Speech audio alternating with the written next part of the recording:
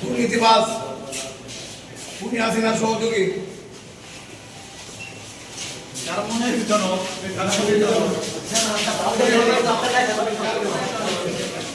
আপনারা জানেন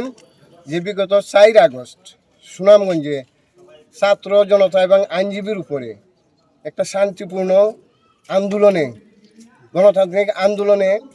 আওয়ামী লীগের দূষররা আওয়ামী লীগের ছাত্রলীগ যুবলীগ ছাত্রলীগ এবং পুলিশের সহায়তায় পুলিশের প্রত্যক্ষ মদদে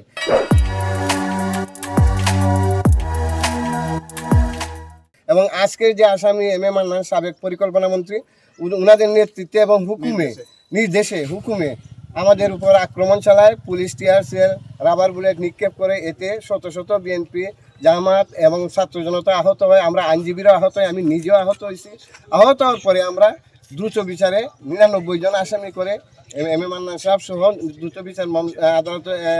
ট্রাইব্যুনালে একটা মামলা করি ওইটা এফআইআরের জন্য যায় এবং পেনাল কোর্টও ওইটার সাথে সংশ্লিষ্ট আছে আজকে ওই মামলায় মান্নান সাহেবকে গ্রেপ্তার করা হয়েছে গ্রেপ্তারের পরে কোর্টে যখন প্রডিউস করা হয় তখন 2 জন আইনজীবী তাদের এই জামিনের প্রার্থনা করছেন এবং তার স্বাস্থ্যর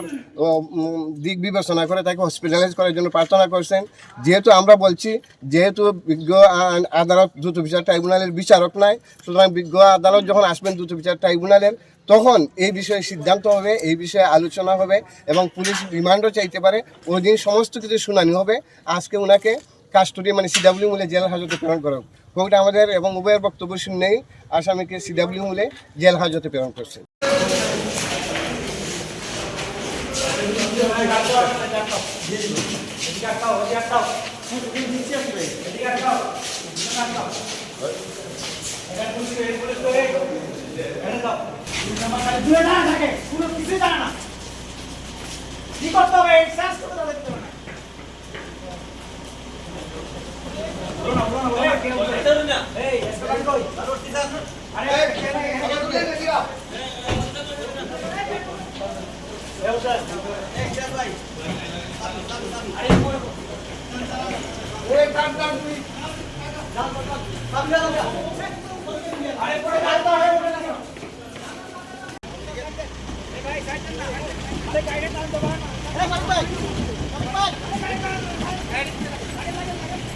Lagi.